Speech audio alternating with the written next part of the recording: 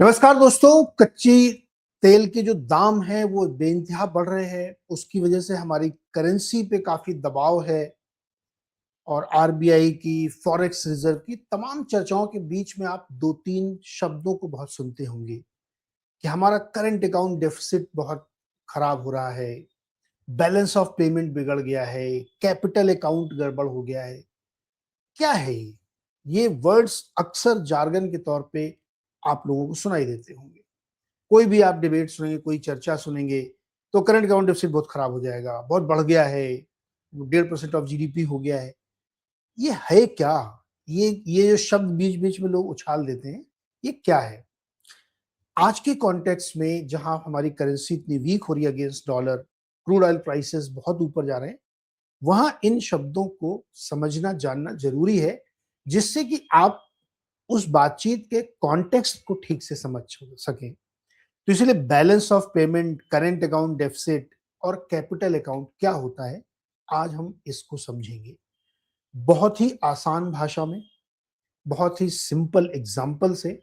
और अगर आप इस जर्नी को मेरे साथ पूरी करेंगे, जो भी 20, 25, 30 मिनट हम इस पे चर्चा करेंगे, ध्यान से सुनेंगे, तो आप जीवन में कभी दोबारा कैड सुन के चौंकेंगे नहीं, या बैलेंस ऑफ पेमेंट सुन के आपको नहीं, अरे पता नहीं क्या बात है। आप उसको बहुत बेहतर तरीके से समझ सकेंगे, बहुत आसान तरीके से हम आपको समझाएंगे। नमस्कार दोस्तों, मेरा नाम नीरज है और आप देख रहे हैं द एन शो। शुरुआत करें इससे पहले चैनल को सब्सक्राइब करिए, लाइक करिए और दोस्तों के साथ शेयर करिए।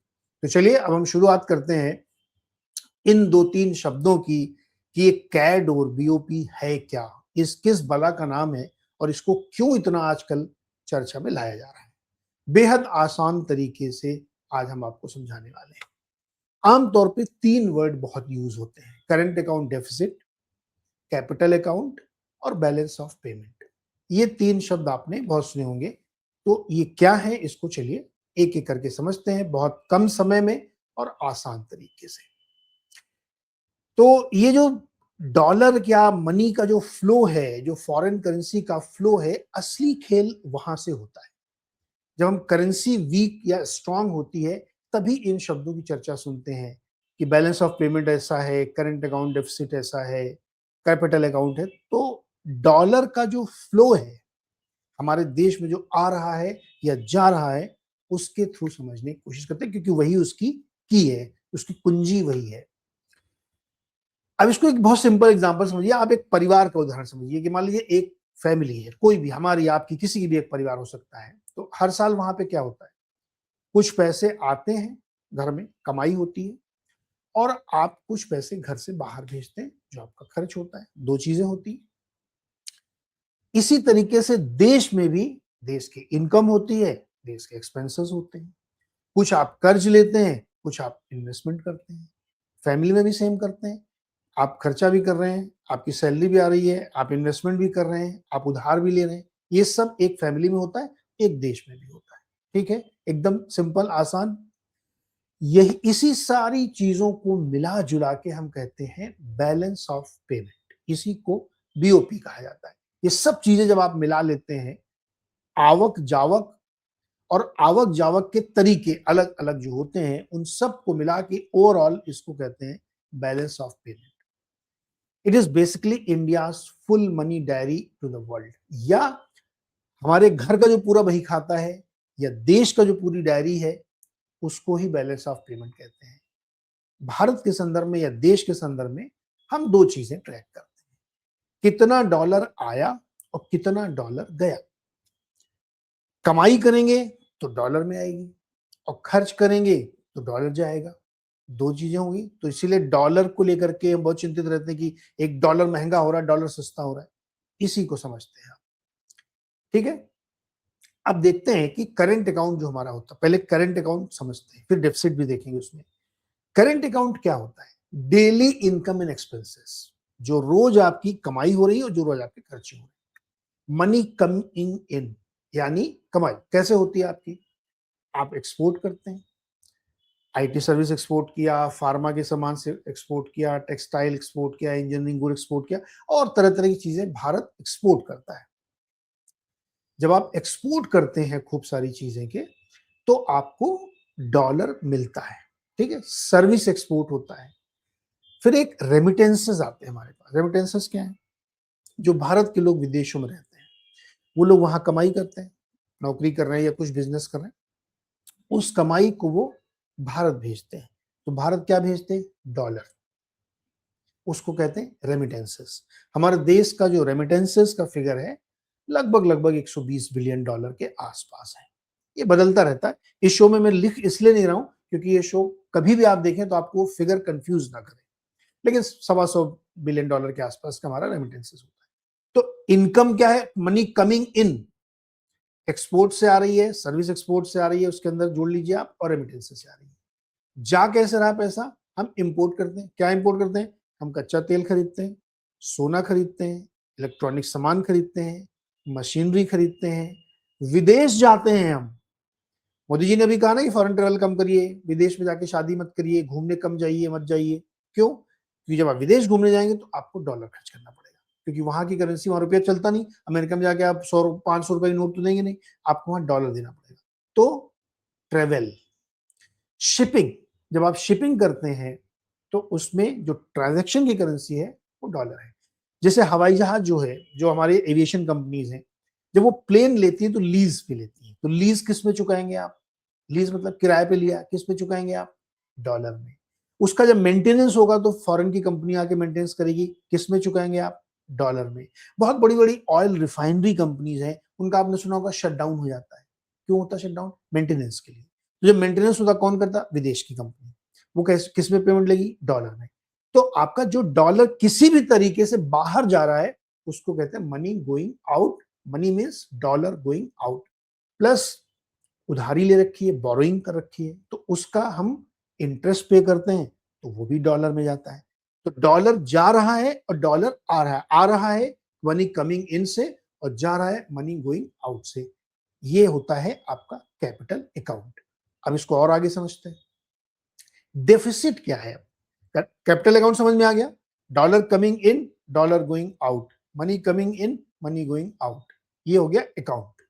अब इसमें डेफिसिट आ गया, एक डी वर्ड डी कैरेक्टर जुड़ गया इसमें, तो हमने कहा करेंट अकाउंट डेफिसिट, जिसको कहते हैं कैड। कैड की बहुत बात होती है। If India imports more than exports, यानी आप अपनी कमाई से ज्यादा खर्च कर रहे हैं। आपने कमाए $100 और खर्च किए $110, तो ये जो $10 है ये आपका डेफिसिट हो गया, क्योंकि बराबर नहीं है। बैलेंस शीट आप जो लोग सीए जानते हैं, जीरो होना चाहिए क्रेडिट डेबिट, तभी माना जाएगा सही है। तो डेफिसिट कैसे हो गया? क्योंकि हम इंपोर्ट ज्यादा करते हैं, एक्सपोर्ट कम करते हैं। हमारा एक्सपोर्ट उतना नहीं है जितना हमारा इंपोर्ट है। क्या मतलब हुआ इसका डेफिसिट का? More dollars going out then coming in, ज्यादा बाहर जा रहा है, कमा रहा है। इंडिया यूजुअली रन सीएडी, हमेशा से हमारा सीएडी रहा है, करंट अकाउंट डेफिसिट में रहा है। क्यों रहा है? क्योंकि हमारी डिपेंडेंसी कुछ चीजों में बहुत ज्यादा है, जैसे कच्चा तेल, जो इस समय विलन बना हुआ है। सबसे ज्यादा हम कच्चा तेल खरीद रहे हैं, कच्चे तेल का भाव स्पॉट प्राइस 125 150 इस तरह से हो रहा है। और गोल्ड, गोल्ड का भाव भी बहुत बढ़ गया है।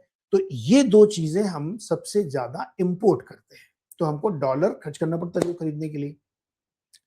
इसीलिए हमारा कैड बन जाता है, यानी करंट अकाउंट हमारा डेफिसिट में रन होता है। तेल, सोना, इलेक्ट्रॉनिक पार्ट्स, जो बहुत क्रिटिकल टेक्नोलॉजी के पार्ट्स हैं, वो भी हम इंपोर्ट करते हैं। जो आपके घर में सोलर पैनल अगर लगा होगा तो उसके अंदर जो सेल लगा है, 90% चांसेस होंगे कि वो इंपोर्टेड होगा चाइना से। हम लोग बहुत कम बनाते हैं, या अभी हमने बनाना शुरू किया है। हम ज्यादातर चीन से इंपोर्ट करते हैं। जो आपके मोबाइल फोन है, टीवी है, फ्रिज है, कार है, एसी है, तो इसका जो क्रिटिकल कंपोनेंट है वो इंपोर्ट होता है।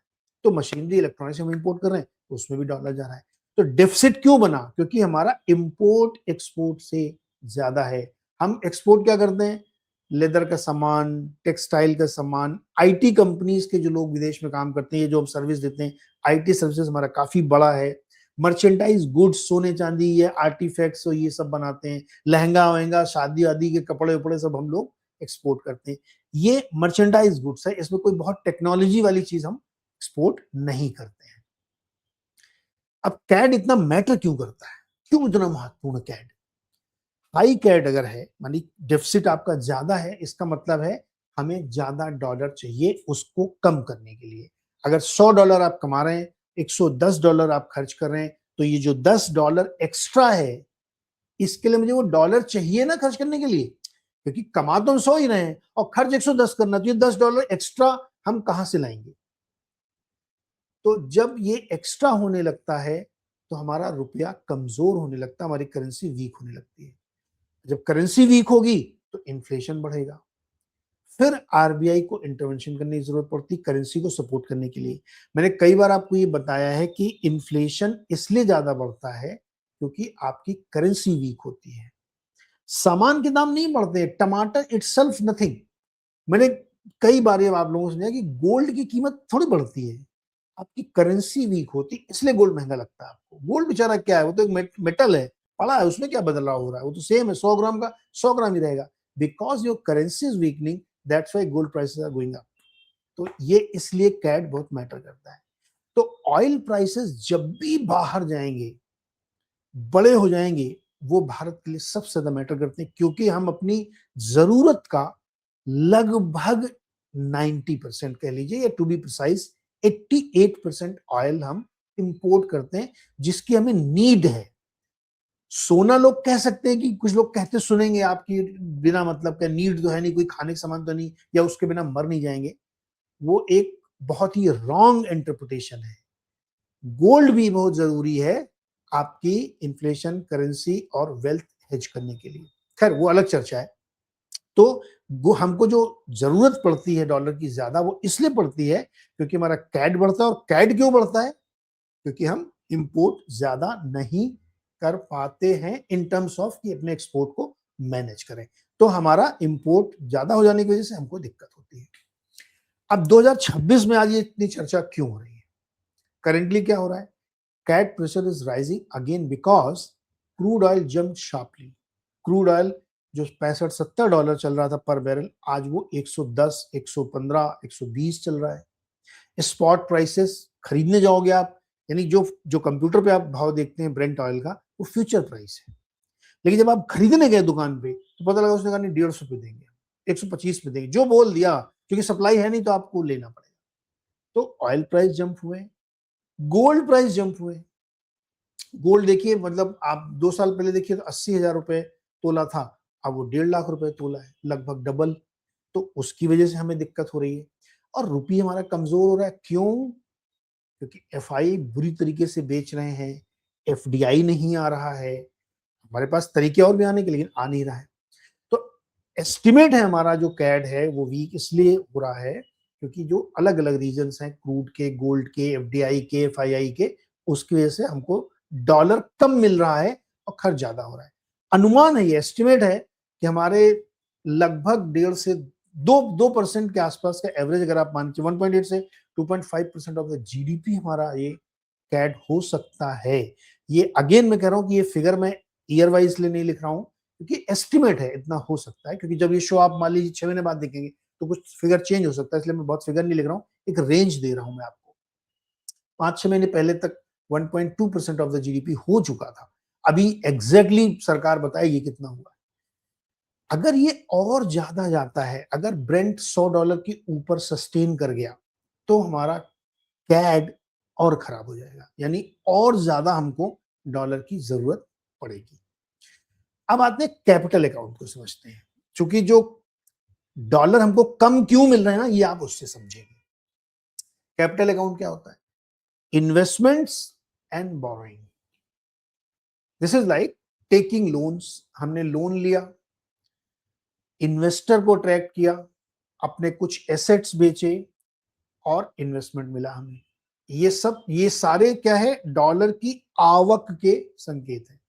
लोन लेंगे तो डॉलर आएगा, इन्वेस्टर हमारे यहाँ पैसा लगाएगा तो डॉलर आएगा, कोई उसने बड़ा इन्वेस्टमेंट किया है तो डॉलर आएगा, एसेट बेचा है तो डॉलर आएगा। If current account is income versus expenses, then capital account is how you fund the gap. बहुत ध्यान से समझिएगा इसको। करेंट अकाउंट हमने क्या समझा? इनकम और एक्सपेंसेस, डॉलर की आवक, डॉलर की जावक। इसको मैनेज करने के लिए कैपिटल अकाउंट का यूज होता है। कैपिटल अकाउंट कैसे बनता है लेट्स अंडरस्टैंड। कैपिटल अकाउंट क्या है, हमने बताया आपको, investment and borrowing, money coming into India, Bharat में पैसा आ रहा है, कैसे कैसे आता है। एफआईआई जब निवेश करता है तो डॉलर आता है। अब यहाँ पे डॉलर समझ लीजिए आप कि जब भारत में निवेश किया एफआईआई ने तो डॉलर आया, एफडीआई आया, इन्वेस्टमेंट किया तो डॉलर आया, हमने फॉरेन करेंसी में बोरो किया तो डॉलर आया, एनआरआई ने रेमिटेंसेस भेजे तो डॉलर आया, और हमने कोई ईसीबी कमर्शियल बोरोइंग की तो डॉलर आया।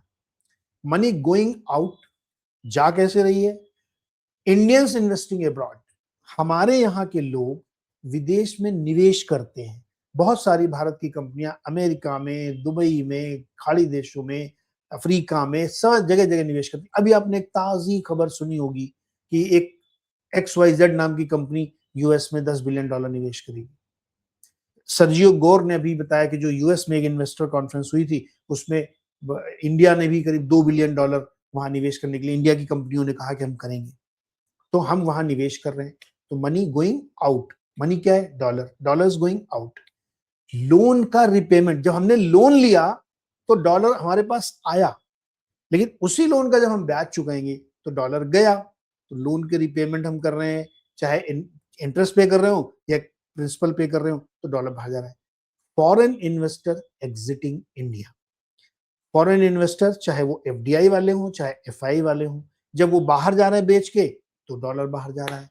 तो मनी कमिंग इनटू इंडिया किस किस तरीके से आती है, मनी गोइंग आउट किस किस तरीके से जाती है। अब एक उदाहरण समझते हैं। इंडिया इंपोर्ट्स मोर, मतलब डॉलर की शॉर्टेज, जब हम ज्यादा इंपोर्ट करेंगे तो हमको ज्यादा डॉलर लगेगा, मतलब डॉलर की कमी है। Then India needs foreign money, तब हमको फॉरेन मनी चाहिए। हमने बताया कि हमारा कैड क्या हुआ, $100 हमारी हमने लिए अंदर और $110 हमने खर्च किए, तो $10 का जो डिफरेंस हुआ है, तो हमको ज्यादा डॉलर चाहिए। अब वो डॉलर कैसे मैनेज होगा, गैप कैसे मैनेज, हमने भी क्या कहा कि ये गैप मैनेजमेंट का एक तरीका है। तो हम क्या करते हैं, कैसे कैसे कैसे हम कर सकते हैं कि हमारे एफआईआई आता रहे, एफडीआई आता रहे, बॉन्ड्स में पैसे लगाते रहे लोग, हम थोड़ा लोन भी लें। This is capital inflow. इस कैपिटल इनफ्लो के थ्रू हम अपनी डॉलर शॉर्टेज को मैनेज करते हैं। तो bridging the gap, managing the gap means capital account, right. India का करंट कैपिटल अकाउंट स्टेटस क्या है, एफडीआई ग्रोथ इज स्लोइंग। आपने बहुत सारी खबरें पढ़ी होंगी, लास्ट 2-3 ईयर से हमारा जो कैपिटल एफडीआई ग्रोथ है वो बहुत स्लो हो गया है। रादर 1-2 साल पहले तो नेट लेवल पे जीरो था, जीरो। क्योंकि एफडीआई भी दो तरह की होती है, अंदर आया और अंदर गया। जब हम नेट एफडीआई की बात करते हैं तो कितना हमारे यहाँ निवेश किया और कितना हमारे लोगों ने बाहर निवेश किया, उसका जो नेट है उसको हम देखते हैं। FI is volatile due to global risk. FI की बेच का फिगर रोज में आपको दिखाता हूं, इसीलिए करेंसी प्रेशर पड़ता है। डेली में आपको दिखाता हूं कि बिग इन्वेस्टर ने आज इतना बेचा, वो यही है। But still India gets dollar, कैसे, स्ट्रॉन्ग डोमेस्टिक इनफ्लोज, हमारे जो पैसे आते रहते हैं लोगों की रेमिटेंसेस के, डोमेस्टिक इनफ्लो हमारा बना रहता है। सॉवरेन कॉन्फिडेंस है, भारत एक मजबूत बड़ा देश है इसलिए हमारे पास पैसे आते रहते हैं। और लॉन्ग टर्म इन्वेस्टमेंट आता रहता है, कैसे, आपने सुना होगा कि बहुत सारे पेंशन फंड हैं, बहुत सारे बड़े बड़े यूनिवर्सिटीज के फंड हैं, कनाडा के, यूएस के, वो लोग आते हैं तो वो 1 साल 2 साल 6 महीने का या 3 साल का व्यू बना के आते हैं। वो 10 साल 15 साल 20 साल के व्यूज आते हैं, तो वो पैसा हमारे पास डॉलर के टर्म्स में आता रहता है। मेन रिस्क क्या है, if FII sell aggressively while CAD rises, यानी कैड हमारा जो है बिगड़ा हुआ है और एफआईआई की भयंकर सेलिंग चल रही है, सिंपल मतलब हुआ कि हमारी करेंसी और ज्यादा वीक होगी, तो उसका और ज्यादा डबल इंपैक्ट होगा। एक तो ऑलरेडी हमारा कैड डेफिसिट में रहता है, हमेशा से हमारा कैड डेफिसिट में रहता है, और उस पर भी अगर एफआईआई बेचने लगे और एफडीआई एकदम ना आए तो हमारी करेंसी पे ज्यादा असर पड़ता है, एंड रूपी देन बिकम डेंजरस, जो कि इस समय हम लोग देख रहे हैं कि $1 की कीमत 96 के पार चली गई है। So that is happening particularly right now, इस समय यही हो रहा है, तो इसीलिए इसकी ज्यादा चर्चा हो रही है। अब बैलेंस ऑफ पेमेंट क्या है, हमने क्या क्या समझा? Current account deficit, capital account कैसे मैनेज होता है। Now third is balance of payment. So current account plus capital account is balance of payment. हमने बताया था ना कि पूरी जो लेखा जोखा है उसको बैलेंस ऑफ पेमेंट कहते हैं। उसी के अंदर कैपिटल अकाउंट, करंट अकाउंट, उनको जोड़ दीजिए तो बैलेंस ऑफ पेमेंट है। इसमें फॉरेन करेंसी एसेट भी होते हैं कि जो हमारा फॉरेन रिजर्व है, जो कि 600-700 बिलियन डॉलर के आसपास होगा, वो क्या है? उसमें डॉलर होगा, उसमें येन होगा, उसमें पाउंड होगा, उसमें गोल्ड भी होगा। तो मतलब वो एसेट किस किस फॉर्म में, जैसे आपकी जो वेल्थ आकी जाएगी तो कैसे आएगी? आपके पास एफडी भी होगी, आपके पास जमीन भी होगी, आपके पास सोना भी होगा, आपके पास शेयर भी होगा, वो सब मिला लें तो आपको आपकी नेटवर्थ निकलेगी। वैसे ही जो हमारे पास फॉरेन करेंसी एसेट्स होते हैं उसमें अलग अलग चीजें होती हैं। तो balance of payment is overall जो हमारा कैपिटल अकाउंट है और हमारा करेंट अकाउंट है। If together both are positive then forex reserve rises. अगर हमारा कैपिटल अकाउंट डेफिसिट काफी कम है और बढ़िया बैलेंस ऑफ पेमेंट बन रहा है तो हमारा रिजर्व बढ़ता हुआ दिखेगा। इफ नेगेटिव है ज्यादा तो फॉरेक्स रिजर्व गिरना चलेगा, जो अभी हाल फिलहाल में आपने देखा होगा कि हमारा फॉरेन करेंसी जो रिजर्व है वो गिरा है ना, क्योंकि रिजर्व बैंक ने कुछ कुछ खर्चे किए हैं करेंसी को मैनेज करने के लिए, बाकी चीजों के लिए। तो इन सिंपल एग्जांपल कैसे, suppose current account India loses $50 billion. अब एकदम सिंपल समझो बैलेंस ऑफ पेमेंट कैसे है। इंडिया ने अपना $50 बिलियन लूज किया because of import is greater than export. हम ज्यादा इंपोर्ट कर रहे हैं, कम एक्सपोर्ट कर रहे हैं, तो हमको $50 बिलियन का नुकसान है। But capital account India receives $80 billion and through FDI loans इन सबसे मिला के देन प्लस 80 माइनस 50 इज 30।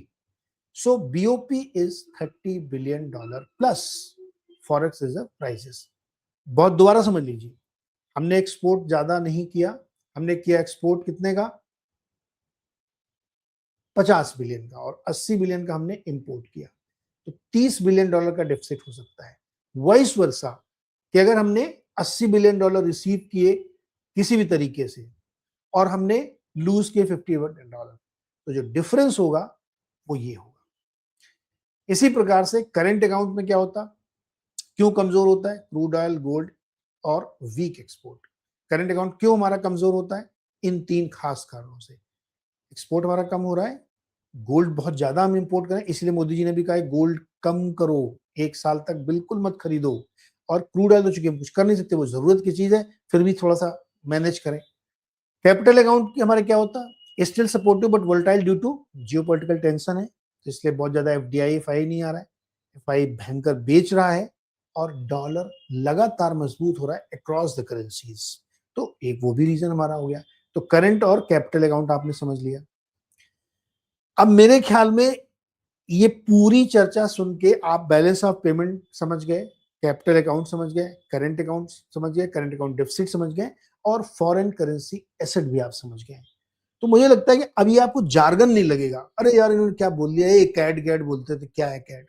बहुत आसान टर्म्स में आपको मैंने समझाया, और इसकी चर्चा इस समय ज्यादा हो रही है क्योंकि हमारी करेंसी लगातार वीक हो रही है। तो थैंक यू सो मच दोस्तों, होपफुली कि आपको इस चर्चा से काफी कुछ मदद मिली होगी, आपने समझा होगा। उम्मीद करते हैं कि इससे आपको फायदा होगा। तो ऐसे ही बेहतरीन शोज देखने के लिए चैनल को लाइक, शेयर एंड सब्सक्राइब करिए। आज के लिए इतना ही, थैंक यू सो मच।